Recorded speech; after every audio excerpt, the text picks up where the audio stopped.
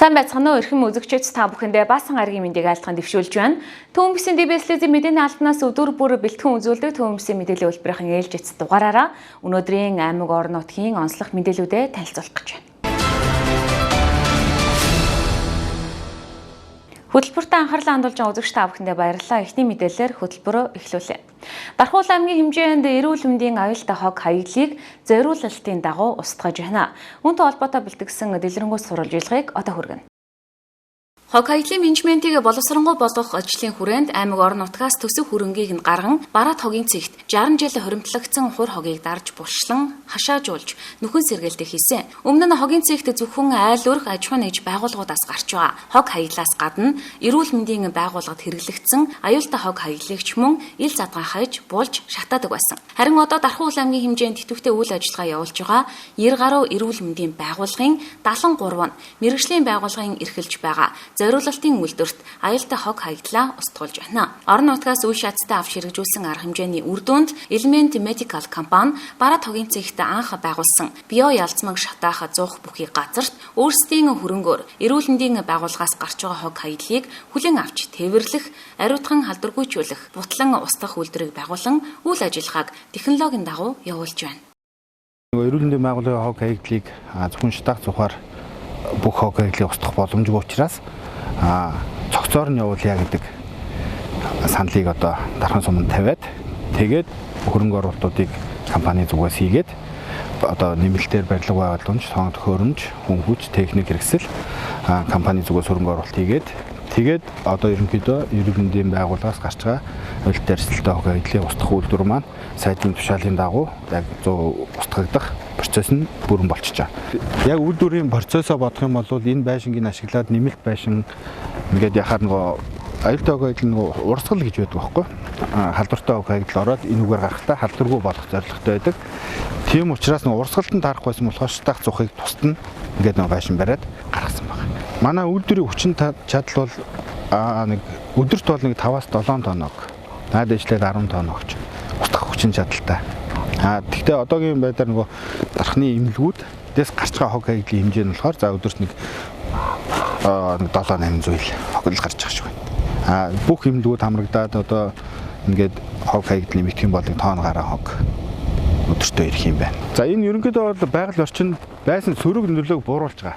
За ягаад вэ гэхээр халдвартай хог хаягдал маань одоо хуучин болохоор нөгөө эрүүл мэндийн төв дээрээ устгагддаг байсан. Эмнэлэг өөрөө хог хаягдал үүсгэгч. Хоёрдугаар хүн эмчилж байгаа эрүүл байх орчин. Тэнд хог хаягдлыг устгах гэж боломжгүй зүйл. Тийм учраас хог хаягдал эмнэлгээс тусдаа байгууламжинд устгагдах ёстой.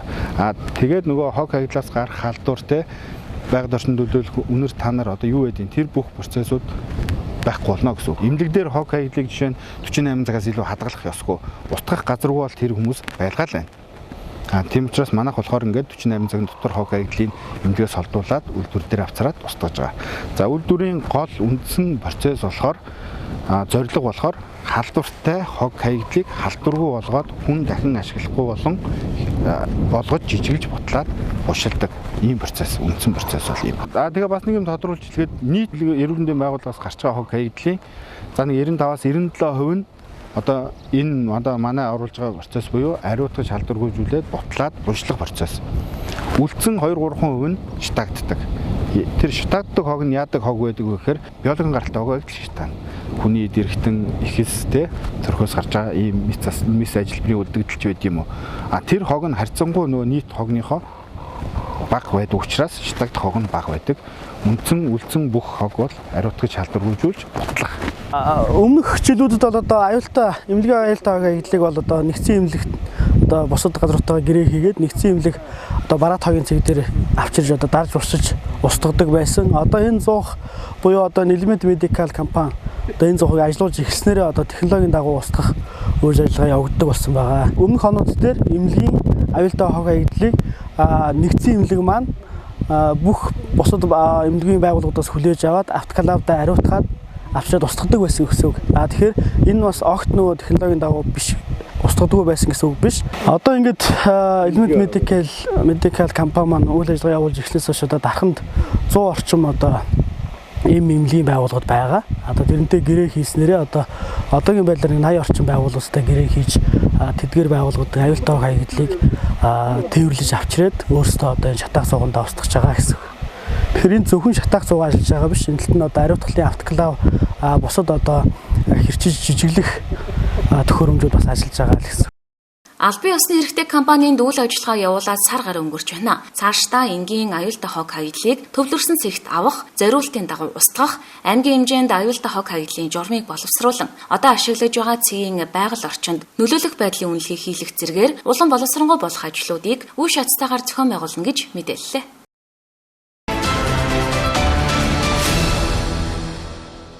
Төмсийн мэдээллийн хөтөлбөр тань төрж байгаа дараагийн мэдээлэл үзүүлье. Дархуул аймгийн хэмжээнд удахгүй улирлын томоогийн дэгдэл ихсэх гэж байгаатай холбогдуулан томоогийн вакцины жуулалтыг бүх өрхийн эрүүл мэндийн төвүүдэд хийж байна. Үүнтэй холбоотой мэдээллийг бид та бүхэндээ өнөөдөр Дархуул аймгийн эрүүл мэндийн газраас тодруулснаар амиа холбоо өрхийн эрүүл мэндийн төвөөс бэлтгэснээр толилуулна. Улирлын томоогийн эсрэг бүгд найрамдах Солонгос улсаас ирсэн вакцин өрхийн эрүүл мэндийн төвүүдэд үн төлбөргүй хийгдэж байна. Мөн одоо үргэлжилж байгаа дархлаажуулалтын 10 хоногийн хүрээнд томоогийн вакцин болон өмнө нь хийлгэж амжаагүй огцорсон вакцинуудын нөхөн дархлаажуулалт хийгдэж байгааг мэдээллээ. Энэ жилийн дархлаажуулалтын 10 хоног манд томоогийн халдвараас сэргийлэх гэсэн уран дор явагдаж байна. За өмнөх жилүүдийг бодох юм бол томоогийн улирал маань өөрөө маш урт болсон. Ер нь бол 2 дахин уртсан гэж хэлж болно. Намар эртэхлээд хавар нэлээд сүлдэж дуустдаг ийм болсон. За тэгээд яг энэ томоогийн вакцин маань өөрөө яг томоогаар өвддөг, хүндэрдэг, эрсдэлт бүлэг рүү чиглэсэн вакцин байдаг. За 6 сартаагаас 6 хүртэлх насны хүүхдүүд мэдээж бага насны хүүхд бол томоогаар өвдөхөд нэлээд хүндэрдэг тийм учраас хамгийн түрүүнд хийж байгаа. За дээрэс нь жирэмсэн эмэгтэйчүүд 14-өөс 36 7 хоногтой үедээ хийлгэж болно. За 65-аас дээш насны ахмад наснууд дээрэс нь архаг хууч өвчтэй хүмүүс эрүүл мэндийн ажилчид за тэгээд энэ жилээс бол онцлог нь цэцэрлэгийн багш ажилчдыг бас тодорхой хувийг нь хамруулж байгаа. За тэгээд энэ томоогийн вакцин маань өөрөө бид нар бол жил болгон хийгдээд дадчихсан Солонгос улсад үйлдвэрлэгдсэн 4 цэнтэй вакцин байгаа. За гадуур бас төлбөртэй хийгддэг вакцинуудтай яг адилхан нэг доороос авчирсан Солонгос вакцин бол хийгдэж явдаг. Дархлаажуулалтын 10 хоног гэдэг маань өөрөө зөвхөн ганц томоогийн вакцина хийгээд дуусах биш те. Бүх төрлийн товлолт вакцинаас хоцорсон хүүхдүүдийн нөхөн дархлаажуулалтаас явагддаг. Өнгөрсөн хавар зуны туршид бид нар Улаанбархан өвчний халдвартай олон нэлийн тэмцэж ажилласан. Тэгэхээр одоо Улаанбархан өвчний нөхөн дархлаажуулалт мөн хийгдэж байна. За 7-15 наснд хийгддэг сахуу татрангийн вакцинууд бас хийгдэж байна. За мөн нөгөө умаа узууны хорт хавдар болон дагалдах хавдруудаас сэргийлдэг хүний папиллома вирусын эсрэг вакцин маань хийгдэж байна. Тэгэхээр иргэд маань юу гэж ойлгох вэ гэхээр цэцэрлэг дээр бол томоогийн вакцин, сургууль дээр бол сахуу татран, хүний папиллома, Улаанбарханы вакцинууд хийгдэж байна. Томоогийн вакциныг иргэдэд энгийнээр тайлбарлавал эд дэгдэлтийн үед амь насыг эрслээс хамгаалах, хүн дээр өвчлүүлэх, уушгинд хатгаад тусгаас сэргийлдэг байна. Мөн яагаад дэгдэлтээс өмнө вакциныг тарьдаг вэ гэвэл тарьсан цагаас хойш 1 сарын дотор дархлааг бүрэн тогтоодог байна. Ингэж дархлаа тогтсноос хойш томоогийн дэгдэлтийн тухайн жилдээ өвчлөөс хамгаалдаг гэдгийг тархуур судлаач онцоллоо. За өрхтөөрөө бас ингээд томоогийн вакцины цэцэрлэг дээр нь очих үед одоо томоо ханиадаар өвдсөн байж байгаа хоцорсон хүүхдүүд маань нөхөд өрхийн эмнэлэг дээр ирээд хийлгэх боломжтой эдгэрснийхаа дараа. Ер нь бол өглөө 8:30-аас орой 4:30 хүртэл өрхийн эмнэлгүүд маань бүгд ажиллаж байгаа.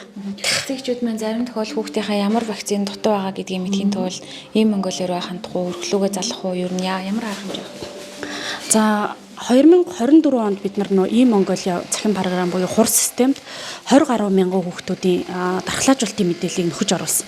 За өнгөрсөн яг Улаанбарханы дэгдэлт гарснаас хойш бид нар нэмээд дахиад Дархуул аймгийн хэмжээнд 6000 гаруй хүүхдийн мэдээллийг дархлаажуулалтын цахим системд оруулсан.